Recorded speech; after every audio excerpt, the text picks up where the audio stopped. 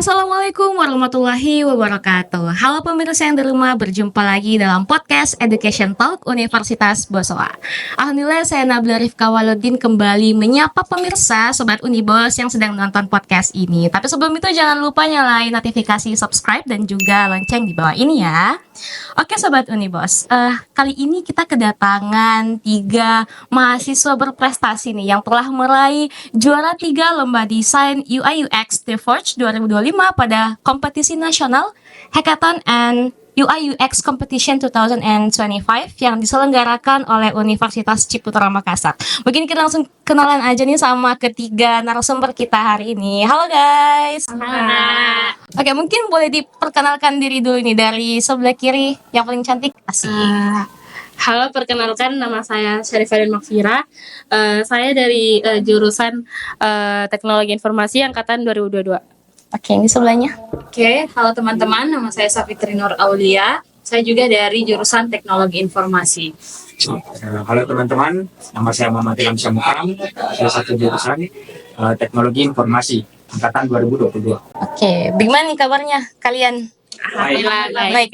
Oke, mungkin boleh dulu sapa-sapa Sobat Unibos. teman-teman. Oke, asik. Ini cerah-cerah sekali nih wajahnya, sudah menang lomba di asik. Keren sekali teman-teman. Oke.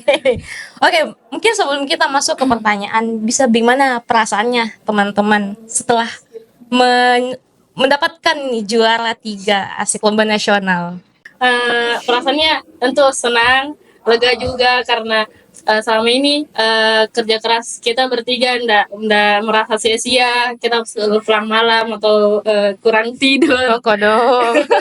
Jadi gitu Kak, bangga sih bangga. lebih tentunya. Oke, dan ini katanya kalian berhasil memenangkan penghargaan pertama sejak TI berdiri ya? Iya benar. Asik, keren sekali. Wih, bangga sekali ini Pak Diman, Pak Padli, dan lain-lain. Oke. Oke.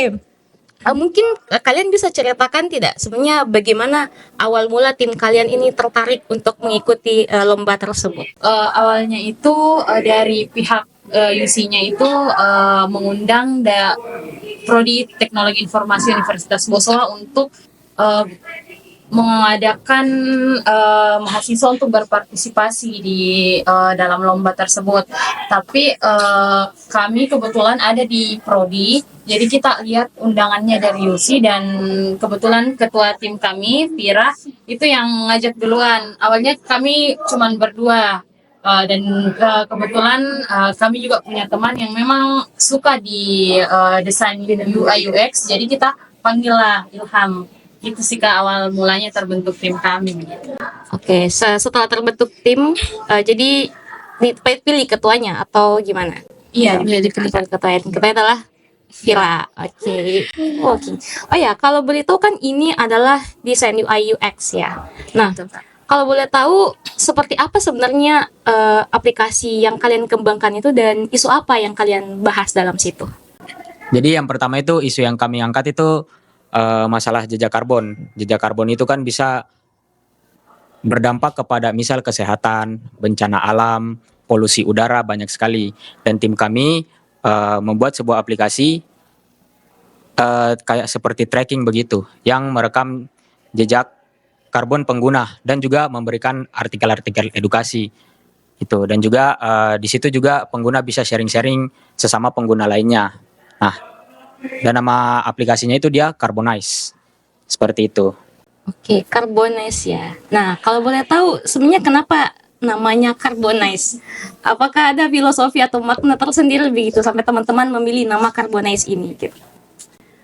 Sebenarnya nama awalnya itu Carbonly, tapi setelah melakukan riset lebih jauh lagi, kita ubah menjadi Carbonize. Yang pertama, kata karbon itu diambil dari unsur utamanya karena membahas tentang isu lingkungan karbon, seperti jejak emisinya, jejak karbonnya dan lain-lain. Terus kata nice-nya itu diambil dari kata baik atau positif. Jadi Carbonize lebih menekankan ke aplikasi yang untuk mengelola karbon dengan cara yang lebih baik atau positif ramah lingkungan gitu. Oke, wah, sangat dalam ya maknanya, asik sekali. Oh ya, tadi kan Ilham sudah singgung di dalamnya itu ada bisa tracking, terus ada partikel juga ya. Tapi sebenarnya di dalam prototype ya yang kalian buat, nah itu apa saja sebenarnya isi-isinya kalau boleh tahu? Bisa dijelaskan lebih rinci. Jadi di dalam prototipe aplikasi kami itu ada yang pertama ada fitur home ya, di mana di situ menampilkan tentang statistik pengguna. Di situ ada XP yang didapatkan. Karena ini kan aplikasi gamifikasi yang dimana aplikasi gamifikasi itu selalu memiliki unsur progres dan juga seperti misal level, terus experience. Karena di game kan biasa kayak ada uang. Kalau di sini kami menggunakan experience yang didapatkan dari menyelesaikan beberapa task di dalam task atau tantangan di dalam aplikasinya. Nah, di situ di halaman home itu menampilkan seperti statistik pengguna, level dan juga artikel-artikel edukasi tentang jejak karbon ataupun untuk menjaga lingkungan seperti itu. Lalu ada juga fitur challenge. Nah, di dalam fitur challenge ini memiliki beberapa isi seperti ada task. Di situ ada beberapa task harian yang diberikan kepada pengguna, yang dimana setelah pengguna menyelesaikan beberapa task tersebut akan mendapatkan XP. Lalu ada juga halaman peringkat. Nah, di situ seluruh pengguna aplikasi Carbonize tercatat peringkatnya berdasarkan experience yang didapatkan. Nah, di situ semakin tinggi experience-nya maka peringkat yang didapatkan akan semakin tinggi. Lalu ada juga badge. Ya, di dalam badge itu seperti lencana yang didapatkan pengguna dari menyelesaikan beberapa tugas tertentu. Setiap badge itu memiliki task yang unik. Seperti misal ada badge plastik buster.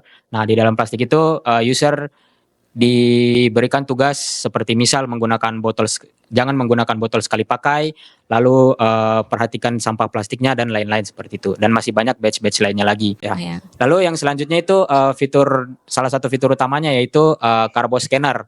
Nah, di dalam Carbo Scanner itu pengguna bisa nge-scan barcode sebuah produk. Seperti misal ini botol ada barcode-nya lalu di-scan. Nah, setelah di-scan akan muncul beberapa informasi mengenai jejak karbon produknya.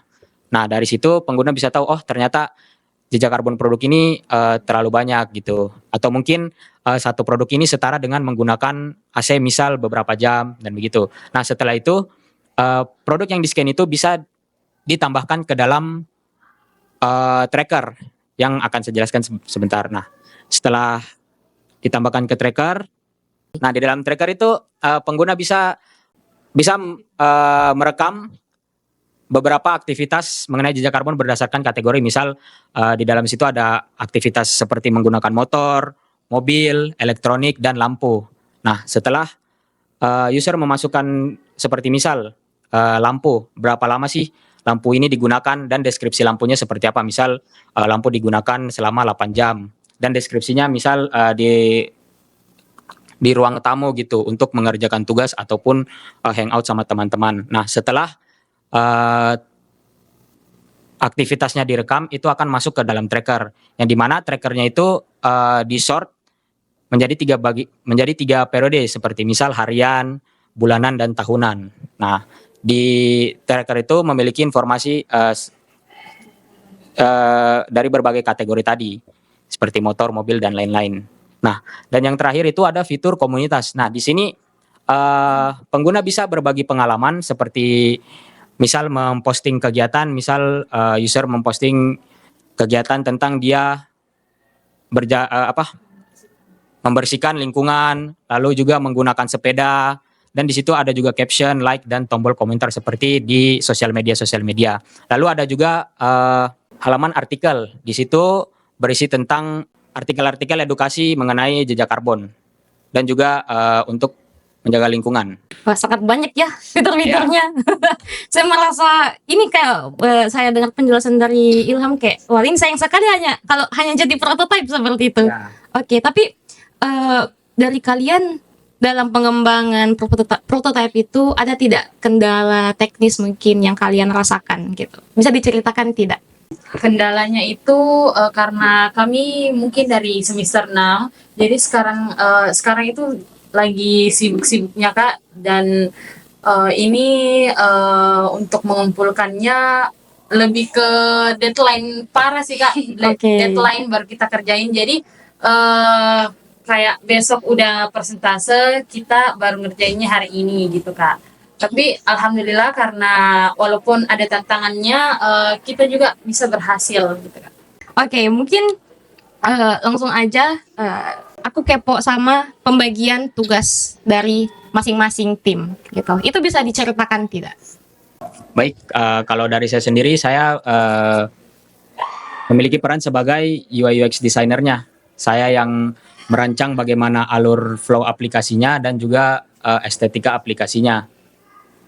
Seperti misal fitur-fitur yang ada di dalam, terus kira-kira ini warnanya cocok gak sih dengan isu permasalahannya, seperti misal jejak karbon itu kan tentang lingkungannya, dan lingkungan itu selalu biasanya menyangkut dengan warna hijau seperti itu. Jadi kami kebanyakan di dalam aplikasi itu menggunakan warna hijau, dan juga pemilihan font yang tepat, juga lalu tombol-tombolnya, dan saya juga yang membuat animasi di dalam aplikasinya, seperti misal animasi slide, dan juga jika mengklik tombol ini dia mengarah kemana, seperti itu. Kalau dari Safet sendiri? Kalau saya di tim ini Kak jadi UI researcher. Yang tim riset tentang bagaimana sih jejak karbon di Indonesia terutamanya Kak, karena mungkin dari cakupan proyeknya kenapa kita akan mengambil di Indonesia, karena menurut risetnya itu Indonesia jadi peringkat kelima Kak penyumbang emisi gas rumah kaca terbesar. Jadi saya sebagai tim riset gitu. Kalau Vira? Nah, kalau saya di sini sebagai ketua tim, tugas saya di sini sebagai UX researcher juga, tapi lebih ke visual designernya. Jadi kita dari awal merancang dulu, menggambarkan frame-nya bagaimana dan bentuknya itu bagaimana. Jadi biar tersusun dan juga gampang diaplikasikan langsung di aplikasi prototype kami menggunakan tools Figma. Oke. Oh, jadi masing-masing ada peran pentingnya ya. Dan hal itu yang membuat kalian bisa mendapatkan juara 3 tersebut. Asik sekali. Oke.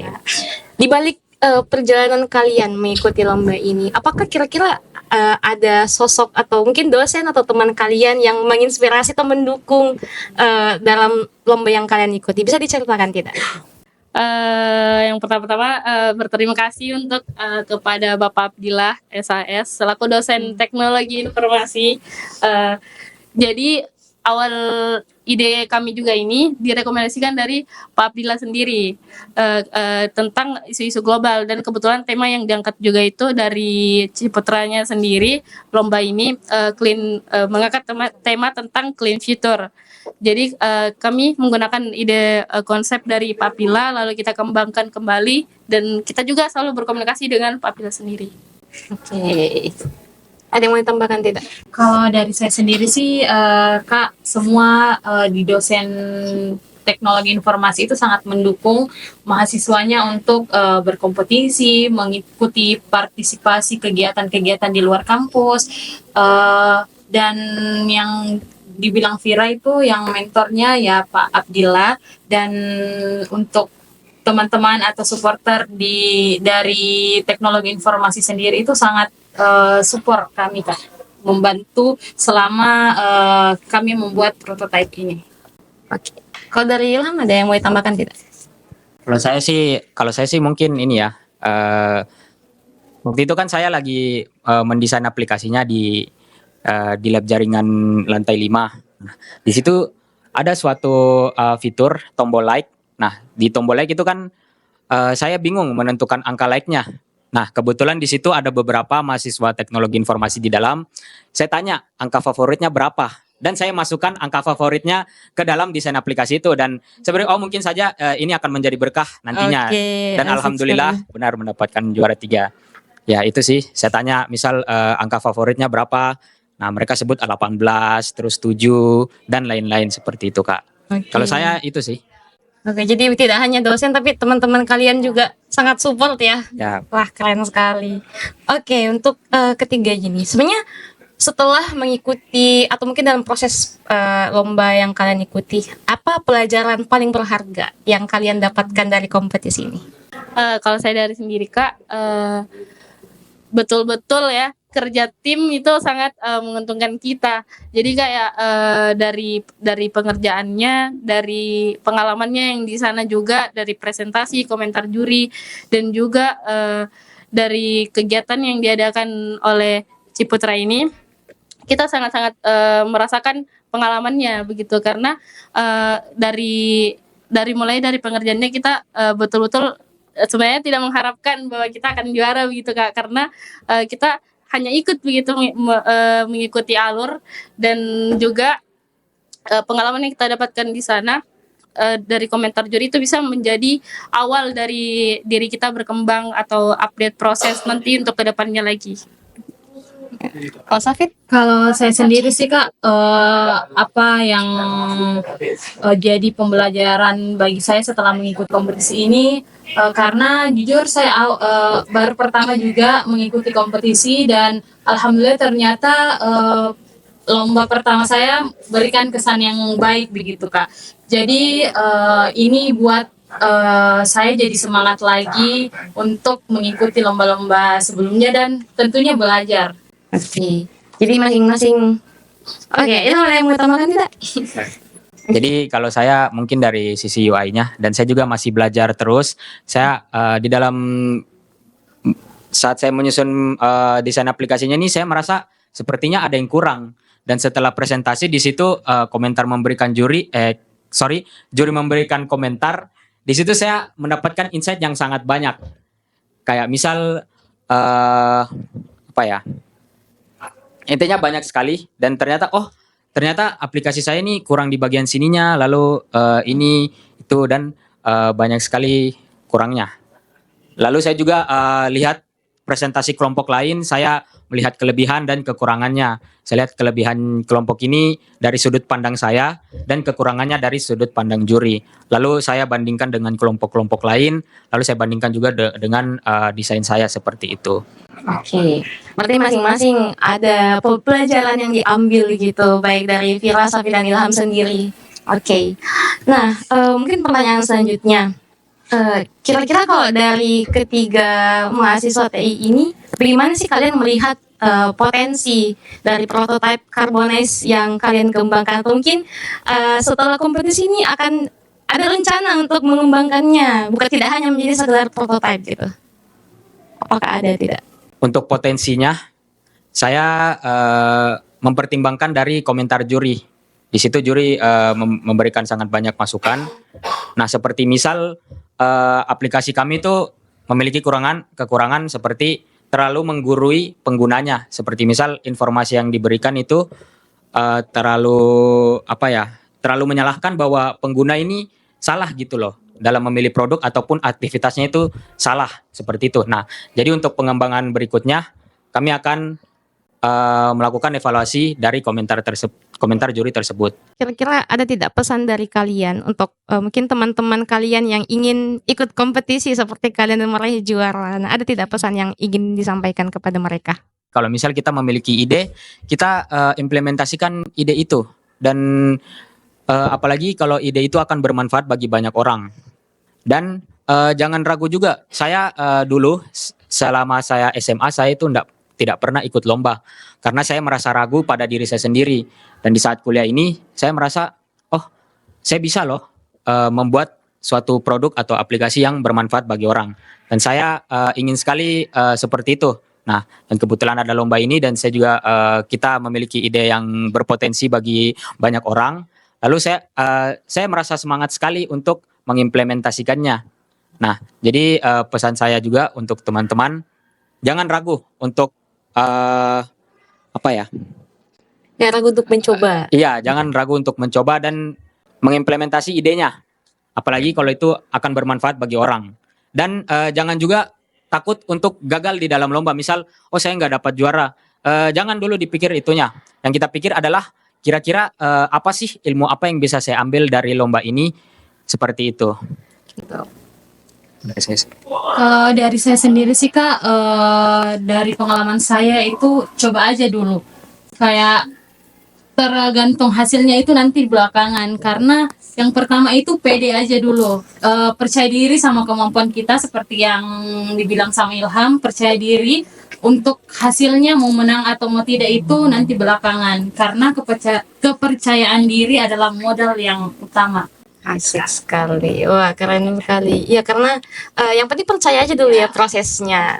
Dibanding hasilnya, kita percaya pada proses dulu. Dan wah, saya berharap sekali aplikasi yang teman-teman kembangkan ini bisa bisa lebih dikenal mungkin oleh orang luas dan tidak hanya sekedar menjadi prototipe, karena memang potensinya ini besar sekali karena berbicara tentang lingkungan gitu, dan itu sangat dekat sama kehidupan kita sehari-hari. Oke, mungkin ini terakhir dari saya. Sebagai mahasiswa TI, ya, apa harapan kalian mungkin terhadap perkembangan teknologi, terutama lingkungan gitu di masa depan, khususnya di kalangan mahasiswa? Dan tidak. Mungkin kita ambil yang dekat-dekat saja dulu, seperti misal di Kota Makassar. Di Kota Makassar itu kan salah satu isu yang banyak juga kan seperti banjir. Nah, dari banjir itu kan salah satu penyebabnya juga kan sampah ya. Di tempat tinggal saya juga itu saya melihat langsung bahwa penduduk di sekitar itu langsung membuang sampahnya di sekitar sungai seperti itu. Dan saya merasa, wah ternyata kira-kira aplikasi apa sih yang bisa dibuat, atau mungkin produk apa saja, apapun, walaupun bukan aplikasi, atau setidaknya upaya apa sih yang bisa kita lakukan dalam mengatasi permasalahan tersebut. Oke. Wah, ini saya dapat banyak insight baru dari teman-teman sekalian. Asik. Oke. Ya. Jadi mungkin saya harap semoga prototipe teman-teman bisa berguna ya di masa depan, dan mungkin teman-teman bakal ikut lomba selanjutnya. Semoga bisa menang lagi, bisa dapat juara lagi, dan bisa menjadi motivasi bagi teman-teman khususnya di TI gitu. Oke, mungkin aku tutup aja ya. Terima kasih ketiganya. Makasih Villa, Sofi, dan Ilham. Oke, Sobat Unibos yang ada di rumah, itulah perbincangan kita dengan ketiga mahasiswa berprestasi ini dari TI Unibos. Saya Nabila Rifka Waludin pamit undur diri. Wassalamualaikum warahmatullahi wabarakatuh. Dadah.